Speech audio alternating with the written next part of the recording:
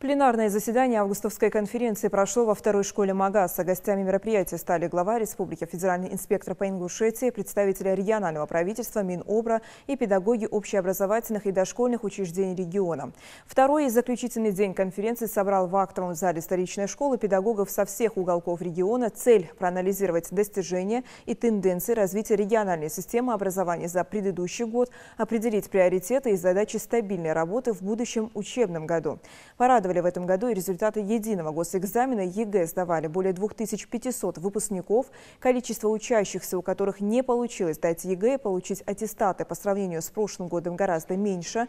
Открытие пленарного заседания началось с приветственного слова главы республики.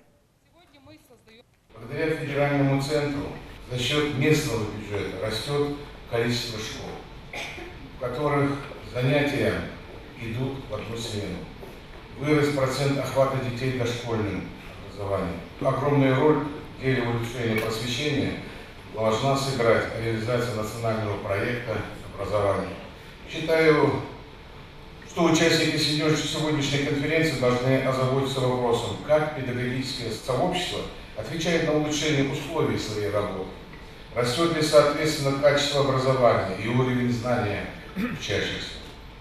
Достаточно ли усилий мы прилагаем для продвижения по пути решения амбициозной задачи, которую ставит перед нами президент Российской Федерации Владимир Владимирович Путин?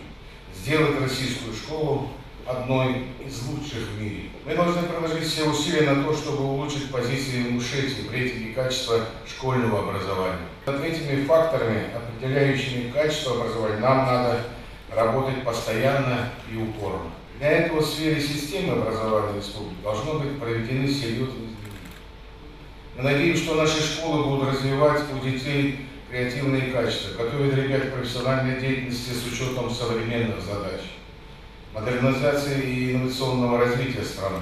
Всей этой работе нужно придать системность, с каждым днем наращивать темпы внедрения инноваций.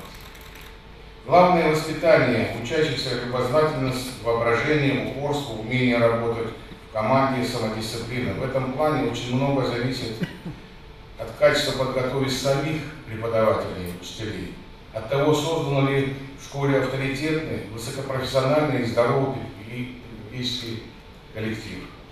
Сегодня общество испытывает глубокие стремительные перемены. В этих условиях нужны люди, способные придумать что-то новое, открыть новые возможности и принципиальные новые пути решения проблем. Я хотел бы подчеркнуть, самое главное в нашей работе – это чтобы вы находились в постоянном поиске, искали и находили новые формы общения, формы преподавания, разрабатывали новые методики, повышали, вовлекали в этот процесс ребят.